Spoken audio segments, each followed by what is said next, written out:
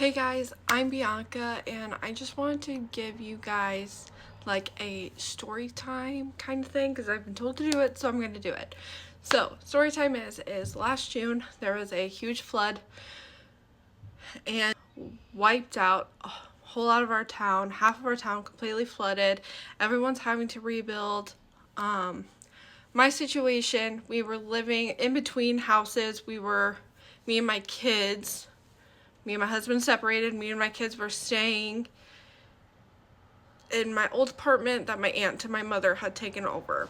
Okay, so in the midst of us being in between places, all my stuff was in a storage unit, like my furniture, everything. All of that got flooded, had to be thrown away because we couldn't keep anything. By the time we could get to it, mold had grown on almost everything. So I have very little belongings for us. Like what we have is we have beds for my kids in the storage in a new storage unit, and then basically what we have here that we were able to save that was in a completely separate part of town that didn't flood. So I was able to save like basically our dressers, and then I have inherited beds for my kids again. Currently, I don't know if you guys can tell, but we live in a hotel and it's not ideal, but for my sanity, I just needed our own place. So right now we're currently in FEMA housing. They're paying for us to live in a hotel. We can't cook. We're not supposed to cook in here. So basically we just live off of microwave meals.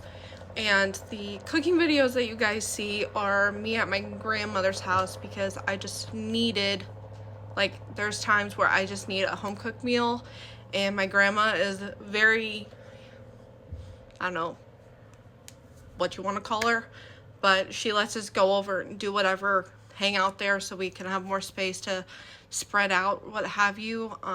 I pay for all the food that I make there, obviously. Very grateful for that. And then of course we have family that we go see, hang out with, spend time with. And this summer, spring sports and summer sports are about to start up, so we'll be out doing that, and it's finally getting warmer, so we're not cooped up in here. But our situation is very hard and we're struggling to find housing. There's a whole bunch of larger families that are also struggling to find housing.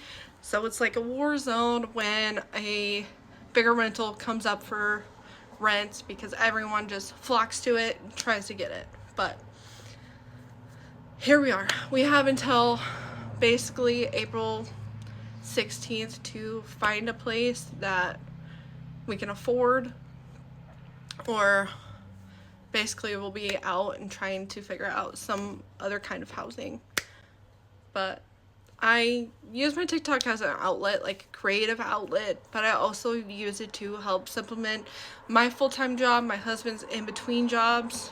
He has a lookout on that. He starts a job Friday, but we both just use TikTok as a creative outlet, but also to help supplement, as of right now, my full-time job.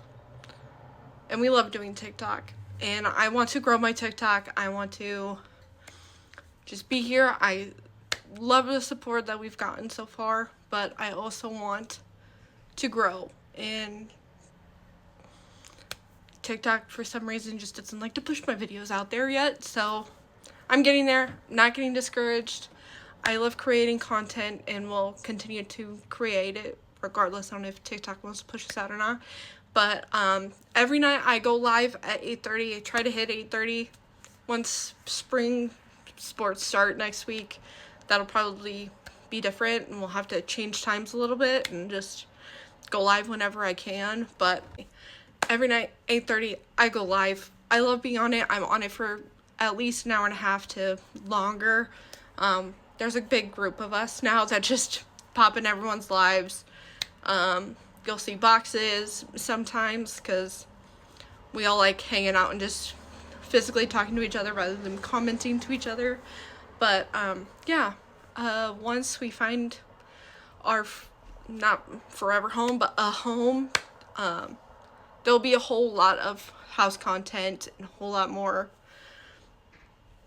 just overall funner content. But for now, we're in a 2-bed hotel room with a bathroom, and that's it.